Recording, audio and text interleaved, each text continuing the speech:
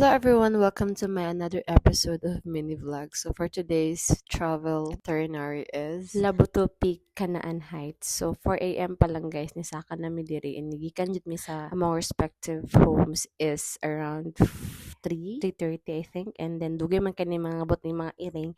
So medyo dugay kay mi nakasaka og sugod guys. So nag-arrive mi diri mga around 5 a.m. na jud. So wala may tarong sunrise kay murag mali among decision guys kay may kusog kayong hangin jud murag mapalit ko sa iyaha. Char lang iring kagi. So daghan pud kay naga-hike guys. I mean daghan pud na nakaana nga time kay syempre it's a Sunday. So expected jud na family day, friends day and other things.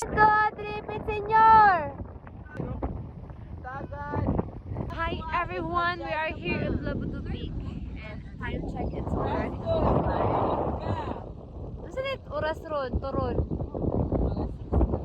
Uy, ay pa mo. And actually guys, this is my second time na nag-adto diri sa Labuto Peak. First time na ako nag-adto diri is last dugay na kay di na ako ma-remember basta before pandemic pa siya. And then wala mi lain lingaw naga-TikTok sa amin. Also, of course, dili jud na mawala ang picture taking and doing some content or reel. So, panaog na mi ana is around 7 a.m. na ata na guys. So, ninaog na mi kay kusog na kayong hangin and then also, gigutom na pud mi guys. So, kailangan na makaon mo. Adto ubos sa mas makaon. And then, ang uban, nagpadidit na lang kay medyo sandy magud ang yuta guys. So, mas light jud ka.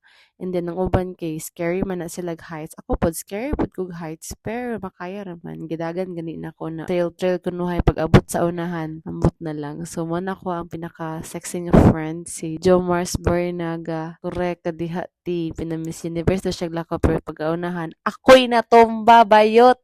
Na-slide ko sa kong dagan-dagan na trails, kinagsalig lagi na nakasapatos. Tuara, nagsyamblam ang Diyosa. Pero mas katong pag... Kira ka, te? Kining uban ako nga kauban no imbis tabangan ko katawan noon ko na, pero okay na ko guys na napilo lang jud akong tiil, wala kayo koy wala ko napiang pero nagasgas ako ang kamot. So mo na ni siya mga hype kaayo kini si Carly, hype kay ni siya kay nakatulog man ni siya dito sa payag, wala jud ni siya ni sabay og saka sa amo kay hangover ang bayot day, wala ni saka kay nalipong daw siya. So pag musaka mo diri guys, wala jud siya entrance, pero pag adbot na mo sa ubos sige pangayuan mig 20, pero usually wala jud ni entrance diri, wala man ni business permit to. So niadto mig paano nang Mike, gusto may mag-adto og Sabang. So diri mi niagi dapit sa may Tagbawbo ba ni, wala ko kabalo ba sa Umbay or Tagbawbo ba ni, basta muna na siya. And then wala mi nag-helmet ana guys kay medyo duol lang man gud siya, and then dili pud ka siya anak ka delikado kay dili man siya highway. So gi-feel lang pud namo ang island vibe ba jud ni or unsa ba. And then daghan jud mi ana guys, mga 7 guro mi ka motor, and then wala ako nagdalag motor ana guys sa mga tao nga nagsige hunahuna nga uyab don ako na kong giangkasan.